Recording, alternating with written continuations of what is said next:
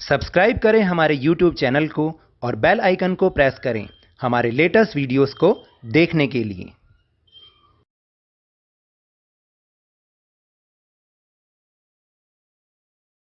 Hello and welcome to Lavneesh Sir की class. This is Directorate of Education GNCT of Delhi's worksheet number 28, and it is only for class 6 students.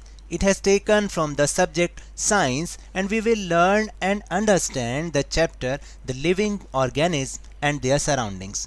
लेकिन आज की ये जो worksheet है ना, बहुत ही फैंटास्टिक, बहुत ही फनेबल होने वाली है। इसमें बहुत मज़ा आने वाला है। आखिर क्या है इसमें हमें कलर भी करना है और कलर करते करते हमें कुछ चीज़ों को सीखना भी है।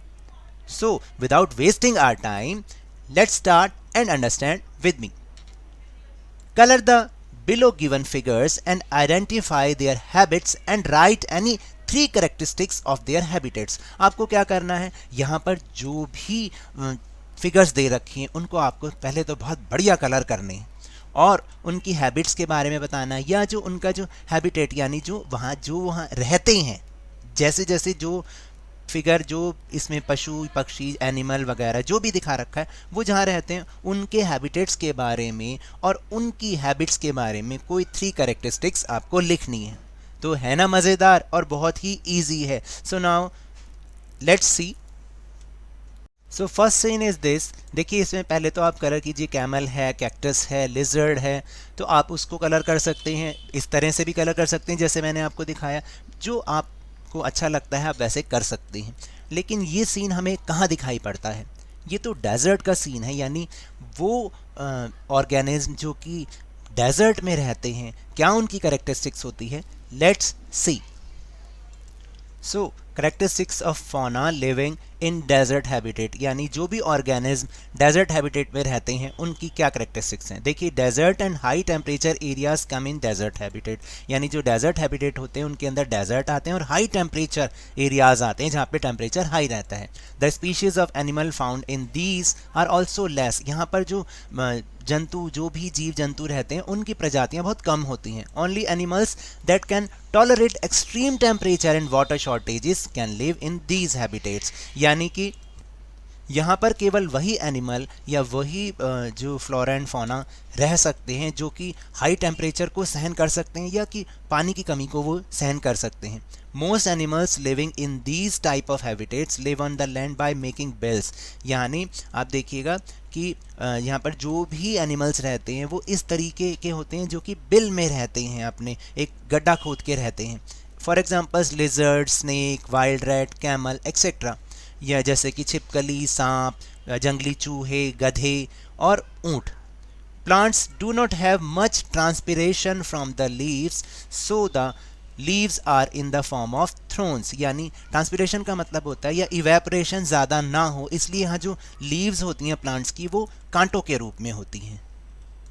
देन सेकेंड पिक्चर देखिए, यहाँ पर माउंटेन एरिया भी दे रखा है और जो है यहाँ पे एक ट्री भी दे रखा है जिसकी बहुत ही आप देखेंगे ना चौड़ी चौड़ी लीव्स हैं, ठीक है, ब्रॉड लीव्स हैं।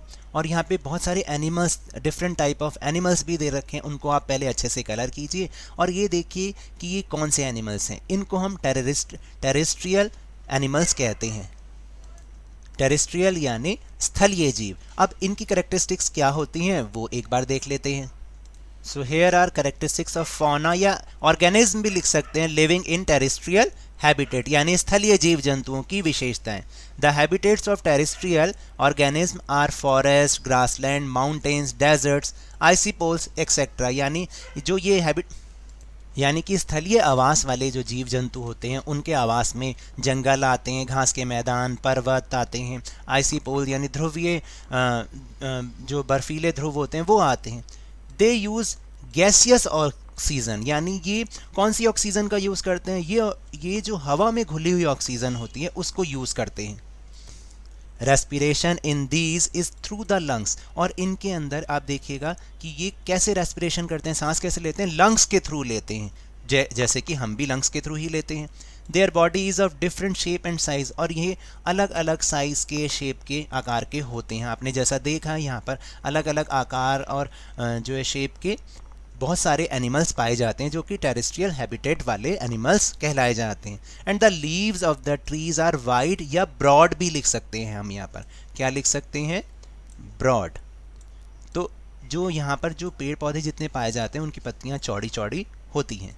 नाउ द थर्ड पिक्चर, आपको यहाँ देख के क्या समझ, एक लोटस का फ्लावर है और कुछ फिशेस दिखाई दे रही हैं। दैट मीन्स ये एक्वेटिक हैबिटेट वाले ऑर्गेनिज्म हैं, यानी जो एक्वेटिक हैबिटेट वाले ऑर्गेनिज्म होते हैं, चाहे वो एनिमल्स हों, चाहे वो वहाँ की जो फ्लोरा एंड फौना है, वनस्पति है, वेजिटेशन है, वो कैसे होते हैं, ये सब यहाँ पर दिखाया गया है।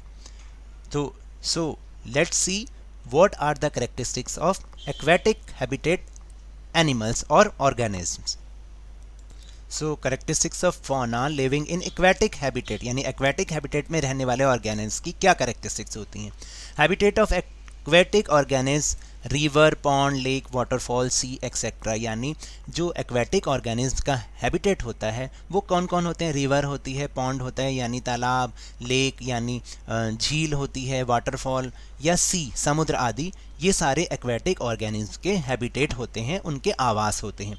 Aquatic organism often use dissolve oxygen in water, ये क्या करते हैं, जो वाटर में घुली हुई ऑक्सीजन होती है ना उसको यूज़ करते हैं। Respiration is usually by gills, ये गिल्स के थ्रू सांस लेते हैं। Their body is usually streaky, यानी ये धारा रेखीय होती है जिससे कि ये पानी में आराम से चल सकते हैं, उसको काटते हुए चल सकते हैं। Aquatic plants are often light and are above the surface of the water, और जो जितने भी एक्वेटिक प्लांट होते हैं वो बहुत लाइट होते हैं और हमेशा सरफेस के वाटर के सरफेस के ऊपर ही होते हैं। So now that's all for this worksheet. अगर मेरे इस तरह समझाने से आपको थोड़ा सा भी समझ में आया हो तो इस चैनल को ज़्यादा से ज़्यादा सब्सक्राइब कीजिए, लाइक कीजिए और बहुत ज़्यादा शेयर भी कीजिए। और हाँ, मेरे साथ इसी तरह आसानी से वर्कशीट को समझते रहिए, लेकिन ध्यान और मन लगाकर पूरी मेहनत और लगन के साथ ऑनलाइन ही सही पढ़ते जरूर रहिए। And if you want to defeat corona virus then please wear a mask, एंड जब भी पॉसिबल हो, जब भी अवेलेबिलिटी हो, इसकी वैक्सीनेशन जरूर कराएं, क्योंकि कोरोना को हराना है और ज़िंदगी को एक बार फिर से सुहाना बनाना है। इसी उम्मीद के साथ थैंक यू वेरी मच।